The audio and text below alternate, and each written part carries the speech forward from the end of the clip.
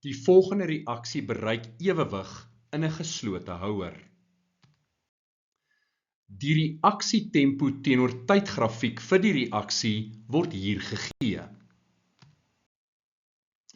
Watter verandering is by tyd T1 aan die stelsel gemaak? Die korrekte antwoord is A. Die druk is by 'n konstante temperatuur verhoog. Nou jy weet konsentrasie is die aantal mol gedeel deur volume. Die druk is verhoog, die volume is verklein.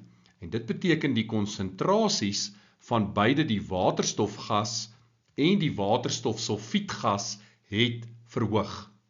Nou kom ons kyk na die grafiek. Ons sien ons is by ewewig. Die voorwaartse en terugwaartse reaksietempos is by dieselfde waarde. En dan is daar 'n oombliklike verhoging in beide daardie waardes tot wat daar 'n nuwe ewewig bereik word.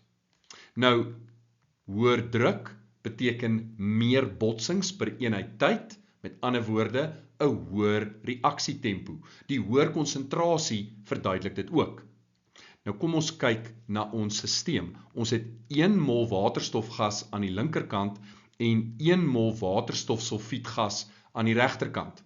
Daar gaan dus geen skuif kom in die ewewigsposisie met 'n toename in druk nie.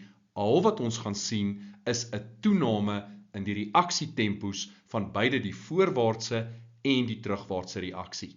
So A is die korrekte antwoord. Hoekom nie B, C of D nie? B sê die volume van die houer is vergroot. Nou konsentrasie is gelyk aan aantal mol gedeel deur volume. As die volume vergroot is, sou die konsentrasie afgeneem het. En as ons aanvaar dat die temperatuur konstant bly, gaan ons presies die teenoorgestelde sien. Die grafiek gaan iets soos dit lyk. Beide waardes gaan skielik daal en gaan op dieselfde vlak by 'n nuwe ewewig voortgaan. B is dus verkeerd. C sê die temperatuur is verhoog. Nou, dis wel waar, as die temperatuur verhoog, sal die reaksietempo van beide die voorwaartse en die terugwaartse reaksies verhoog. Maar hierdie is 'n eksotermiese reaksie. Hitte word afgegee.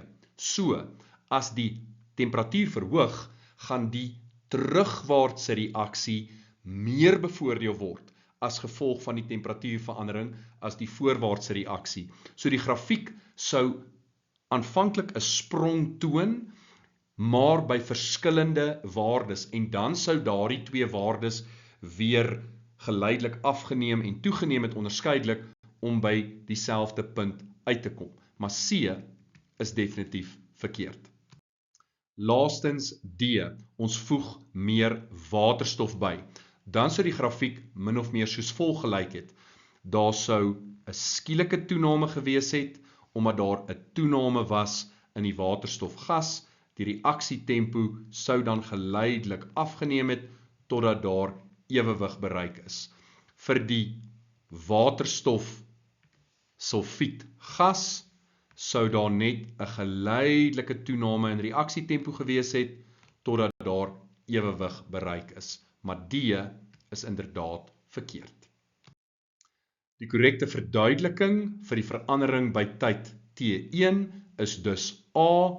Die druk is by 'n konstante temperatuur verhoog.